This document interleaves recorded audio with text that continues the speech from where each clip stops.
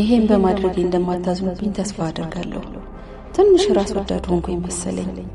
ትሁቴ ስለ ውለታሽ በጣም አመሰግናለሁ። በመጨረሻ ግን እኔን ከቤት ለማባረር ያደረግሽው ነገር ትንሽ አሳዝኖኛል። ግን ደግሞ ትክክለኛዋ ሴት ቤቷ መምጣት ካለባት ትምጣ። እዚህ ቤት ያለኝ ነገር ግን እዚሁ ላይ ይበቃል። እኔም እንደ ድሮዬ የራሴን ትግል ልታገል። ናቴንም ለትንሽ ጊዜ ላገኘው እንደማልችል ንገሩልኝ።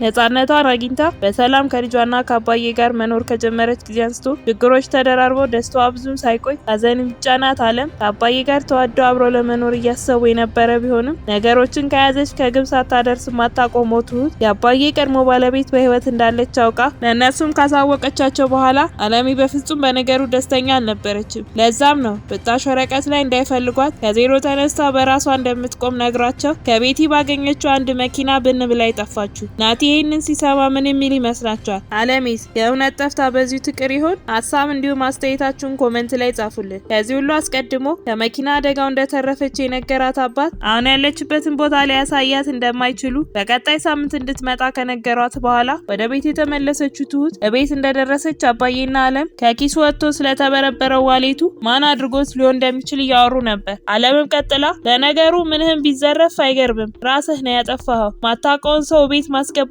አልነበረብህም ብላ ያለችው ባለችበት ትሁት ገብታ ሶፋ ላይ ትቀመጥና እኔ ነኝ አባዬ ዋሌትህን የነካሁት፣ ፎቶ ፈልጌ ትንሽ ልረጋጋና አወራሃለሁ ብላው ተነስታ ጥላቸው ትሄዳለች። ከትንሽ ቆይታ በኋላ ትሁት በረንዳ ላይ ከአባዬ ጋር ተቀምጠው ማውራት ይጀምራሉ። በጭንቀት ፈራ ተባ እያለችም አባዬ በጣም ግራ መጋባት ውስጥ ነው ያለሁት፣ ይኸውልህ አባዬ ባለቤትህ አልሞተችም በህይወት አለች ብላ ስትለው እሱም በቁጣ እንዲሁም በንዴት ስሜት ትሁት በቃ እረፊ፣ ይሄ ልጅ ጨዋታ አይደለም፣ ህመሜን አዳፍኜ የምኖር ሰው ነኝ፣ እንዲህ እንድትቀልጅብኝ አልፈልግም ብሎ ሲቆጣት ትሁትን በፍርሃት ኧረ አባዬን እየቀለድኩብህ አይደለም ከትልቅና ከታማኝ ምንጭ ነው የሰማሁት ብላ ልታሳምነው ስትሞክር እሱም ይበቃል ትሁት ሰላም ስጪኝ፣ እንደዚህ ያለ ወሬ መስማት በፍጹም አልፈልግም፣ ሚስቴ የልጅነት ጓደኛዬ ባዶ አድርጋኝ ከሄደች ቆይታለች፣ እሷ የእውነት በህይወት ብትኖር በእኔ ምትጨክን ይመስልሻል? እኔም ባሏን ትታ የመኖር አቅሙ የላትም፣ ትሁት ይበቃሻል፣ ከዚህ በላይ አትስበሪኝ ብሏት ተነስቶ ጥሏት ይሄዳል። በዛኑ ቀንም ትሁት ለብቻዋ ቤት ውስጥ ተቀምጣ ባለችበት ናቲ መጣና ሰላምታም ተለዋውጠው ማውራት ይጀምራሉ።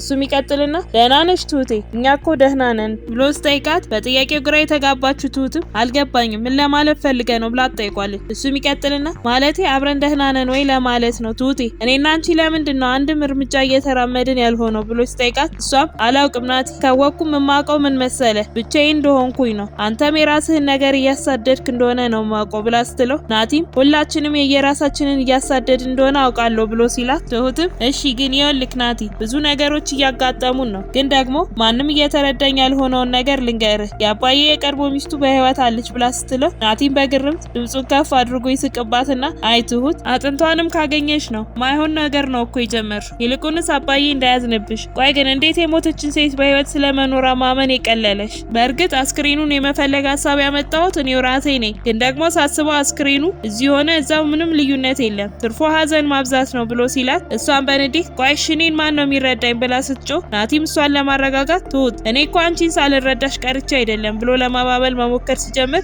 እሷን በንዴት እንዲሁም አትረዳኝ እሺ ብላ ተነስታ ጥላው ትሄዳለች። ከሰዓታት በኋላ አለም ቤት ሳሎን ውስጥ ለብቻዋ ተቀምጣ ባለችበት ነገረኛዋ ለገንዘብ ስትል ምንም ነገር የምታደርገዋ ቲና አጠገባ መታ ትቀመጥና እንዴት ዋልሽ? ቆሌሽ እንዳልወደደኝ እንኳ አውቃለሁ፣ ግን እኔ አንድ እንድትወጂኝ ሊያደርግ የሚችል ነገር ልስራልሽ ብላ ስትላት አለምም ምን ልትሰሪልኝ ትችያለሽ ደግሞ ብላ በግርም ስትጠይቃት ቲና ሲወራ የሰማችውን የተወሰደባትን ገንዘብ ልታስመልስላት እንደምችል ትነግራታለች። አለምም ለማፌዝ በሚመስል መልኩ እየሳቀች አመሰግናለሁ፣ ግን አንቺ ያንን ማድረግ በፍጹም አትችይም ብላ ስትላት ተስፋ ማትቆርጦ ቲና እንደዛ ከማለትሽ በፊት ብትሞክሪኝ አይሻልም?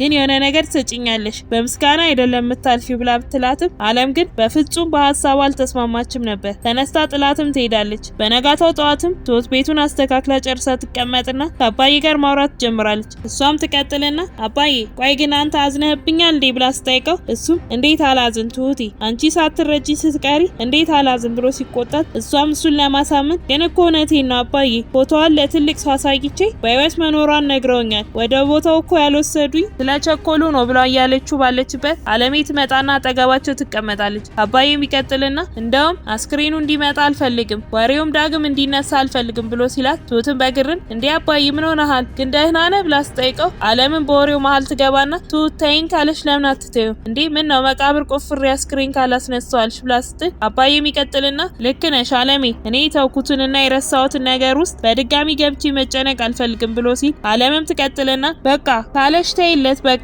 ሰው እኮ ሀዘን ለማስረሳት ነው የሚሞክረው አንቺ ግን ለምን ታብሽበታለሽ ብላ ስትላት ተነስታ ጥላቸው ትሄዳለች። ከትንሽ ቆይታ በኋላ አለም ለብቻዋ እዛው ባለችበት ናቲ መጣና አብሮ ተቀምጠው ማውራት ይጀምራሉ። ናቲም ቀጥሎ አባዬ እኮ ለትሁት ሽማግሌ ልላክ ስለው አትላክ አለኝ ብሎ ሲላት እሷም እኔ ማውቀው ነገር የለም ግን ያው እሱ ስለሷ የሚያውቀው ነገር ቢኖር ይሆናላ በነገራችን ላይ ለትዳር የሚያጣድፍ እድሜ ላይ አይደለህም ያለኸው ልጅ ባትሆንም አላረጀህም ለማግባት እኮ ገና ጊዜ አለ ይቅርብህ ግን እምቢ አሻፈረኝ ብለህ ካገባሃት ራስ ተወጣው ብላ ስትለው እሱም እዛው ባለችበት ተነስቶ ጥሏት ይሄዳል። የዛኑ ቀንም አለምና ቤቲ ተገናኝተው እያወሩ ነበር። ቤቲ በድጋሚ ወንድሟን ለህግ አካል አሳልፋ እንድትሰጥ ብትጠይቃትም ነገር ግን አለሜ በሀሳብ አልተስማማችም። ከዚህም በኋላ ነው ቤቲ መኪናዋን ቁልፍ ሰጥታ ቀጥልና ይሄንን እኔ የምሰጥሽ ባዶ እንደሆንሽ ስለሚሰማኝ ነው ከዚህ በኋላ ግን እዚህ ቦታ ድርሽ ብቲ መፈጠርሽ እንድትጠይ ነው ማደርግሽ ብላ ጥላት ትሄዳለች። ከዚህ በኋላም ነው አለም በንዴት ቤቱን ለቃ የጠፋችው። በቀጣይ ምን የሚፈጠር ይመስላችኋል?